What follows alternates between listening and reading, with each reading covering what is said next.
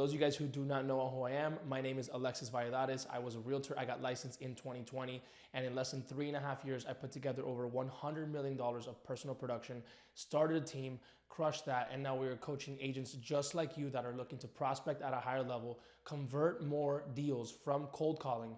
And I'm going to break it down in this video exactly how I use my for sale by owner script. Let's get right into it. All right, guys. So on this script, I'm going to probably have it somewhere on the screen so you guys can read through it with me. I put that the objective, right? The only objective we have when calling a for sale by owner is to generate a qualified listing appointment. Okay, there are 3 things we need to confirm in order to have a qualified listing appointment. Number 1, guys, understand motivation. I want to dive into this really quick because if you're a new agent, let's say you're working a part-time job, a full-time job, and you need business, you want to create a deal to get out of your current situation. What this is going to do, it's going to make you very hungry and motivated to go after maybe any deal or any prospect that you come across. So it's very important to understand that instead of running 100 miles per hour in a direction that might not make sense, we need to be able to ask the proper questions to our prospects, especially when it comes down to for sale by owners, and make sure there is proper motivation and a real genuine opportunity to do business. That is number 1. Number 2, confirm their goal is to make the most amount of money, not pay less commission. This is pretty obvious, guys. For sale by owners will tell you, hey, I don't want to pay commission. I only want to pay 1%. I want to save the fees. I want to do it by myself.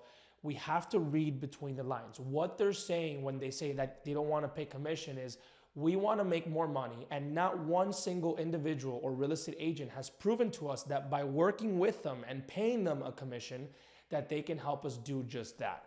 Okay, so with this script, I'm going to show you guys how to gain that common ground and have that prospect share the ideology of like, you know what? Yeah, I guess that makes sense. Even if I did pay more commission, as long as I had higher and the best net numbers possible, I'd be cool with that. That's number 2. Number 3, guys, this is very important because obviously when you go through for sale by owners for a long period of time, you do see that no matter how good you present, no matter how good you get at this, there's just going to be some prospects that regardless of what it is, they're going to list with their family friend, family member, and it is what it is. So we want to ask a question along the lines of confirming whether they do have a realtor that they would already 100% work with.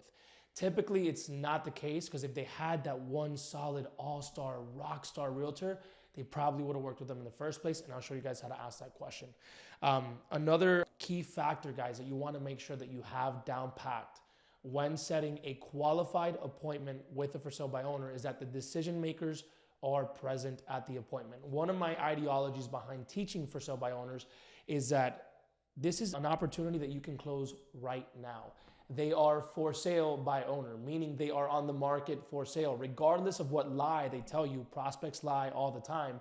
They are open, willing, and ready for the most part to sell their house in a scenario that made sense to them. Do not believe when they say they don't want to sell. They are for sale right now. So what that means is you need to get everybody that's on title and in charge of making a decision in person at the presentation as much as you can, keyword as much as you can. Sometimes husband or wife, brother or sister, cousin may not be able to be there, and you've built enough rapport with prospect A, and you'll go ahead and take that risk and go to the appointment without prospect B.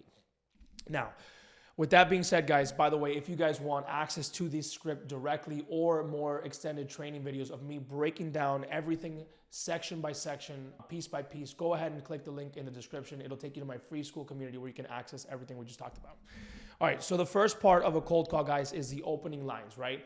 And I want to re-emphasize, a script is just a script. If you don't know what to say, how to say it, and when to position it in the conversation, it's not going to work. Let's go through these 3 opening lines first and foremost, and then I'll break down what we're trying to accomplish. All right, first one says, hey, John. So I'll break that down really quick. Instead of saying, hey, is this a property owner over on 12567 Southwest 18th Street? And sound like every other agent, or instead of saying, hey, Sally, this is Alexis. I'm with eXp Realty. I'm calling about the property on, with that same delivery, same tone, and same pitch, and you immediately create sales pressure. We're going to say with a curious tone, hey, John? Yeah, John, this is actually just Alexis. I just clicked on the home here on 5th. I do see you are for sale by owner, and I'm sure you're getting a lot of these calls.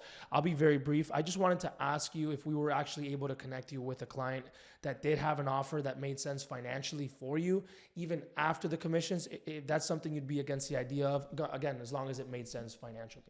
So let's break this down, right? Notice my tone. I curiously asked him, hey, John, this is actually just Alexis. I just clicked on, and by the way, when I'm doing this, guys, I'm like, I actually have my laptop in front of me and I'm using my hands just like I was there because I want the tone to come very natural. It's very important, even though you're on the phone and they're not seeing you in person, your hand movements and your body language is going to influence your tone and the way you deliver it. So it's very important to not be like, hey, John, yeah, I just clicked on the property here on 5th Street. I noticed that you're selling it for...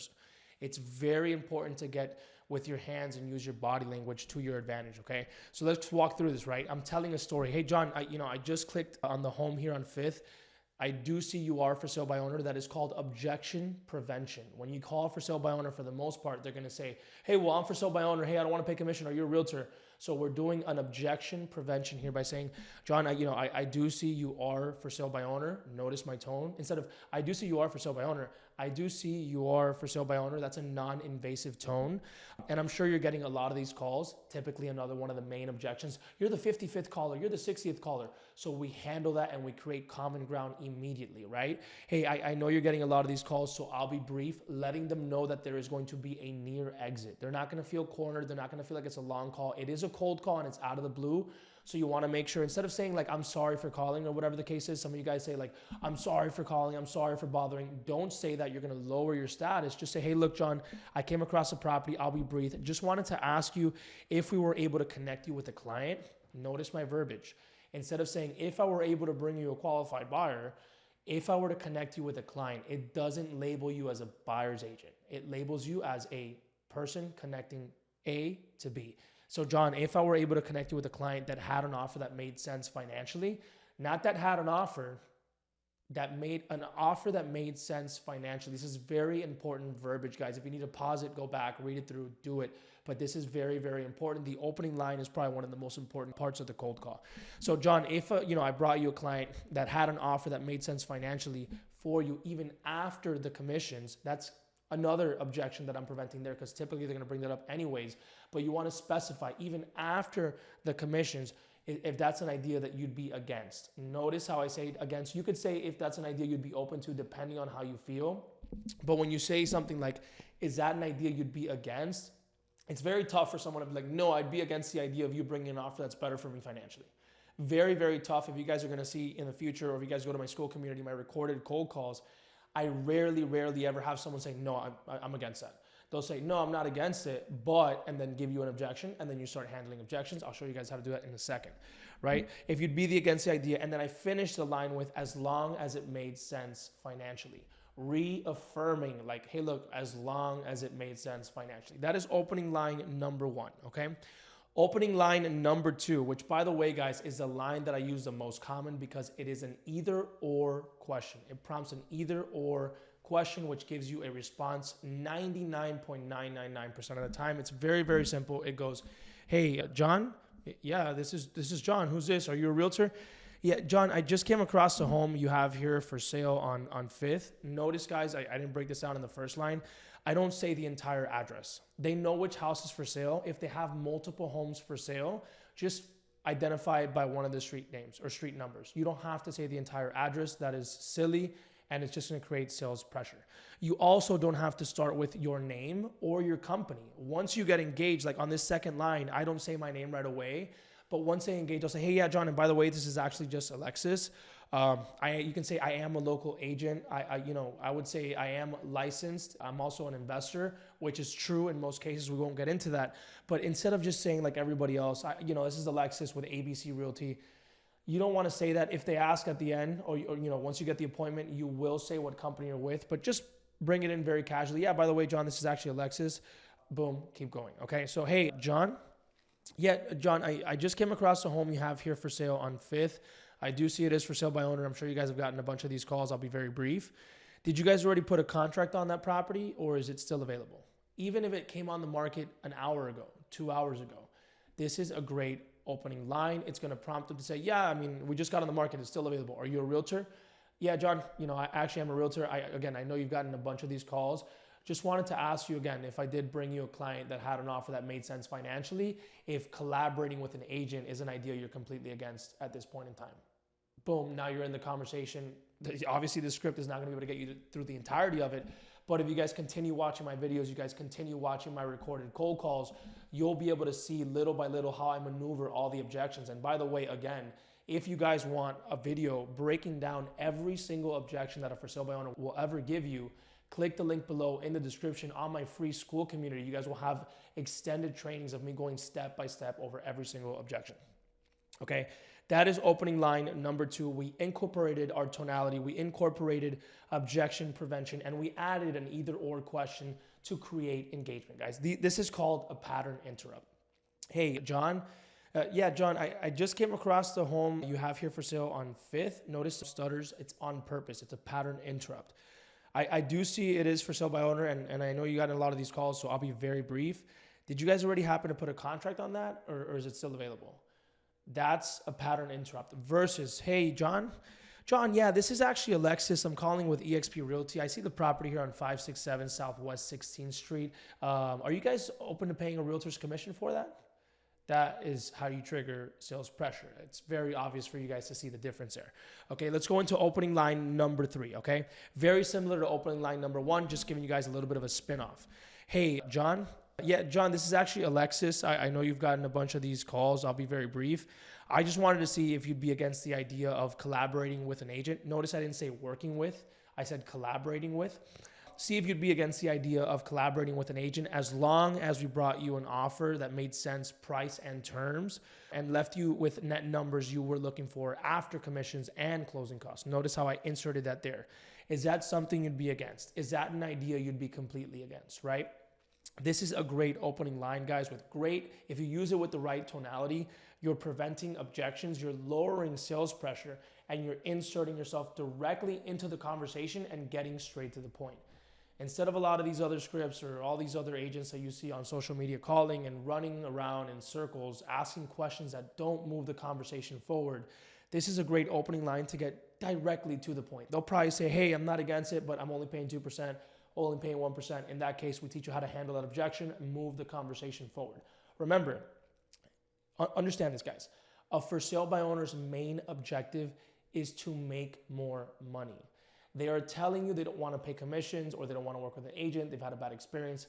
All that stuff can be solved with an in-person presentation, the right discovery questions at the listing appointment, and creating a big enough gap from where they're at right now, where they've been without you, and where they could be with you. Understand that, guys, and you guys are going to be infinitely successful with for sale by owners, okay? We'll make several other videos here in the future talking about the actual listing presentation. Now, guys, once we get past the opening line and we create engagement, it is time to ask qualifying questions. Although it's not going to go this way every single time, sometimes you're going to get in the call, you're going to ask an opening line, they're going to give you immediate sales pressure. They're going to give you immediate objections. Are you a realtor? Why are you calling? Do you have a buyer? Bring me a buyer. It is our job to continue doing research, interact with me, get in my free community. I have one call every single month where I role play directly with you guys for free so that you guys can be equipped and prepared.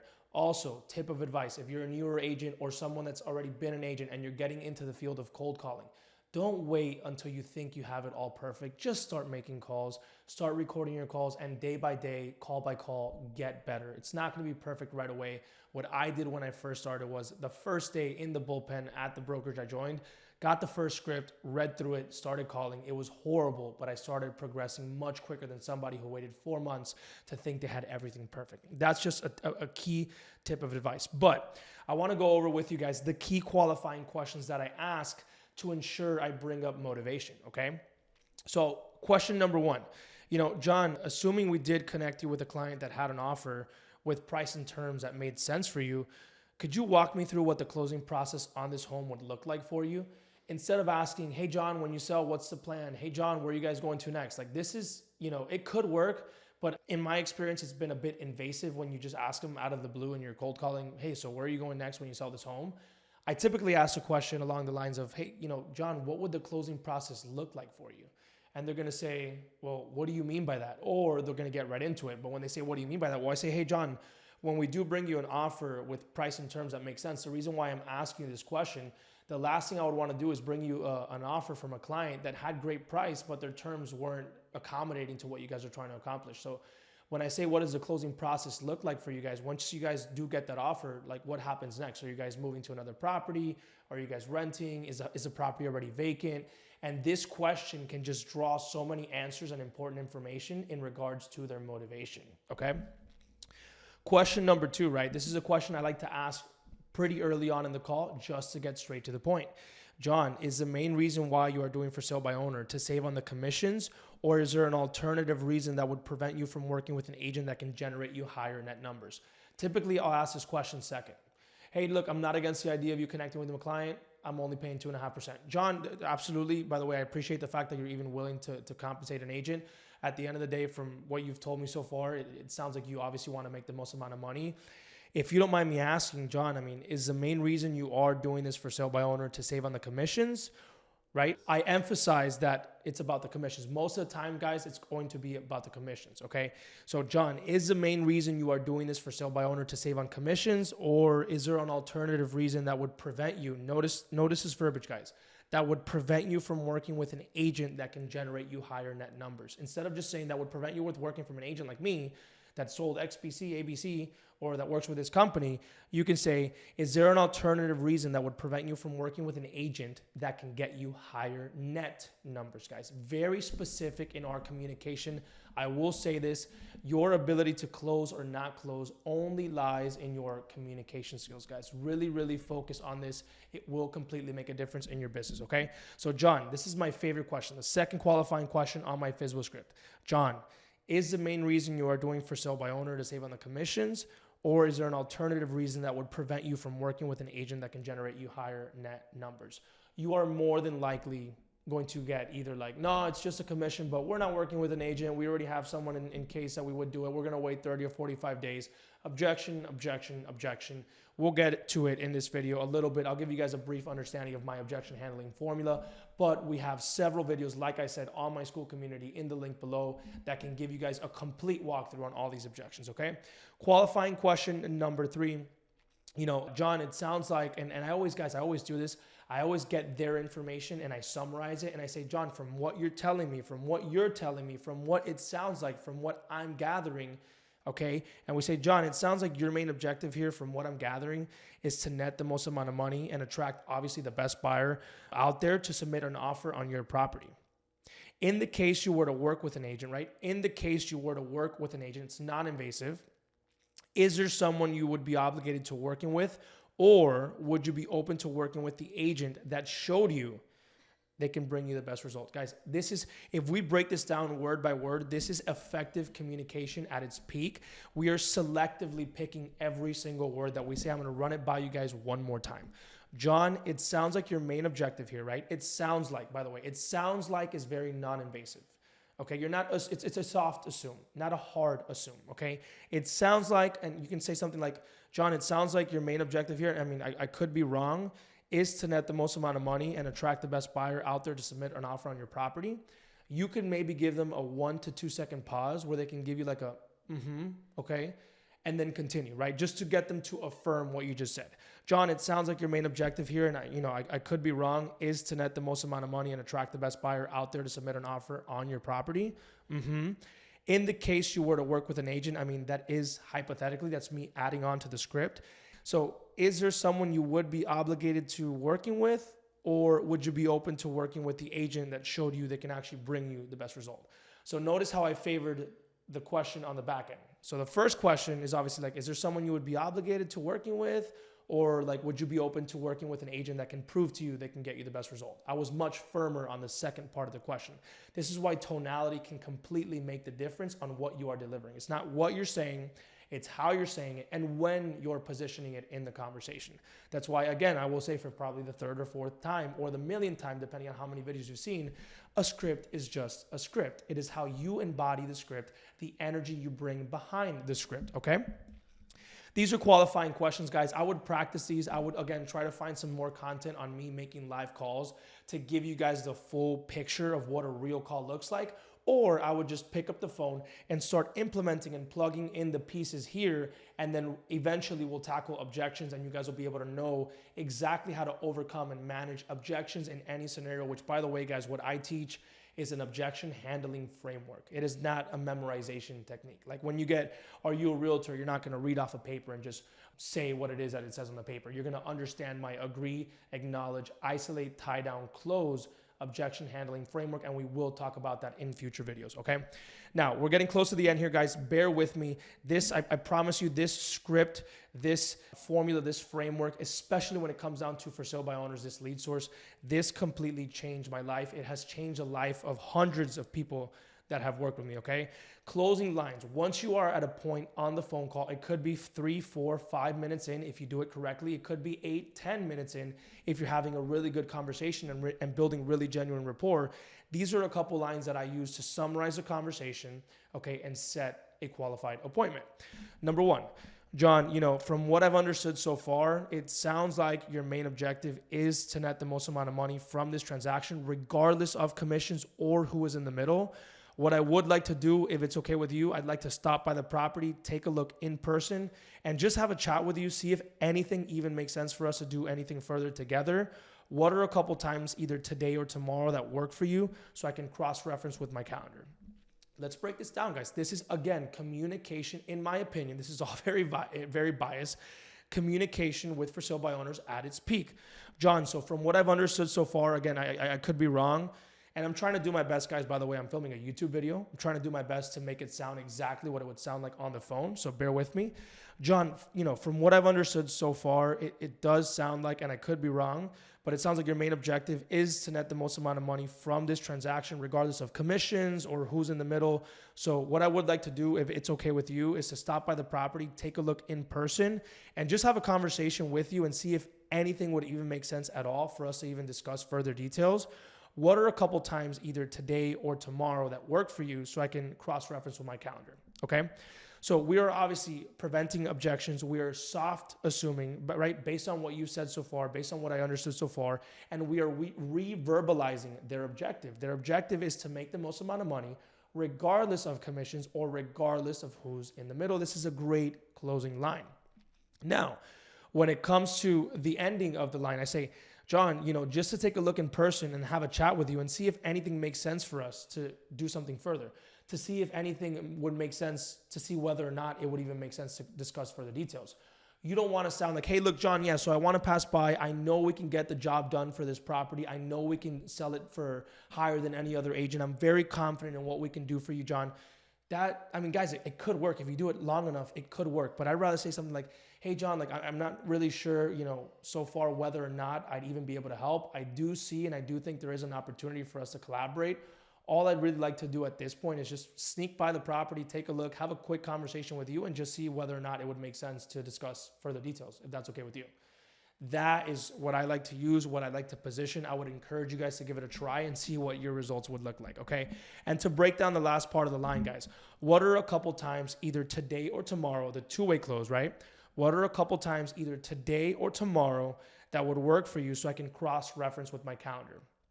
Prospects, guys, prospects like being in control. We have to give them the illusion of control. Make them feel like they're in control, but in reality, we are in control, right? So what does that do? What are a couple times that work for you so I can cross-reference my calendar? Oh, great, he's going based off of my calendar. He's going to say, well, I can do either 2 p.m. or 5 p.m., right? Also, what this does is instead of you suggesting times and giving them an opportunity to say, well, no, I can't do that, I can't meet, you're putting the ball in their court, they're giving you 2 times. And then what you can do is, let's say he says, hey, look, Alexis, I can do 2 p.m. tomorrow. John, so I'm taking a quick look at my calendar here. I do have an appointment at 1 tomorrow. Typically, my successful appointments take anywhere from 45 minutes to 1 hour. Would it be okay if we do 2:15 p.m. Eastern? That way I'm not late. Number one, you showed him some proof. You said, my successful appointments typically take about 45 minutes to 1 hour, which is not true. It takes a little bit longer. Would 2:15 p.m. be okay with you just so I'm not late?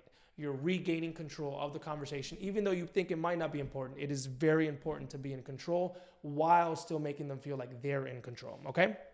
Closing line number 2. By the way, guys, if you guys have any questions, any comments, any concerns about this video or what you would want me to elaborate on, or ideas for future videos that you would want me to talk about, please leave a comment in the comment section below. And also, do not forget to subscribe. I will be putting out 2 to 3 videos per week going over cold calling, prospecting, for sale by owners, expireds, listing presentations, and I'm very excited for that. All right, we're wrapping this up here, guys. Closing line number 2. John, I know your initial objective was to do for sale by owner. This is preventing an objection. But it does sound like your actual main objective, is to make the most amount of money net possible. I'm not sure whether or not it would make sense for us to do anything yet, but I will be in the area this week, and I would like to see the home in person and have a chat with you to see if anything would make sense. Does something like tomorrow or Thursday work better for you? Very similar closing line, just a little bit of a different verbiage, guys. You guys can play with this. You guys can adjust it. You guys can make it your own depending on your market and the feedback that you get. But let's break this down, guys. John, I know your initial objective was to do it for sale by owner. You're re-acknowledging that was their original plan. Guys, some people think about this for a while. They talk about with their wife, with their husband for months on end before they do this. So you don't want to just shut it down, right? But you also don't want to have them say, hey, John, if 30 or 45 days were to go by, would you be open to listing with an agent?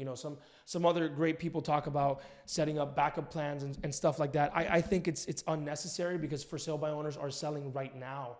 And for the most part, if you pay attention to them, within the first 15, 20 days, if you don't get the listing, someone else will. If you don't build up these skill sets, someone else will, and that is market share you are leaving on the table, okay? So I know your initial objective was to do it for sale by owner, or you can say, and it sounds like your main objective is to make the most amount of money net possible. That's obviously something they're gonna agree to, okay? I'm not sure whether or not it would make sense, very invasive, giving them the illusion of control. I'm not sure whether or not it would make sense for us to do anything yet. But I will be in the area this week, and I would like to see the home in person. Just have a conversation to see if anything would make sense. Does something like tomorrow or Thursday work better for you? Two-way close, get the appointment. Once you get the appointment, guys, I'll give you this last little bonus here before we wrap up. You want to say, hey, look, John, just so we're ultra clear, I know that right now you don't want to work with somebody, but correct me if I'm wrong, your main objective is to net the most amount of money, correct? Great. So all I want to do, take a look at the home in person, get the condition and the price exactly what I think it should be. We'll have a conversation about that. If anything at that point makes any kind of sense, we can have a sit down, discuss further details. But at this point, I just want to have a very clear expectation with you. I know you get a lot of phone calls. I just want to see whether or not there'd even be an opportunity for us to collaborate. Guys, I hope you guys enjoyed this video. Click the link below in the description, download my scripts, go inside of my free school community and check out all the extended content I have on there. Hit the subscribe button. See you guys soon.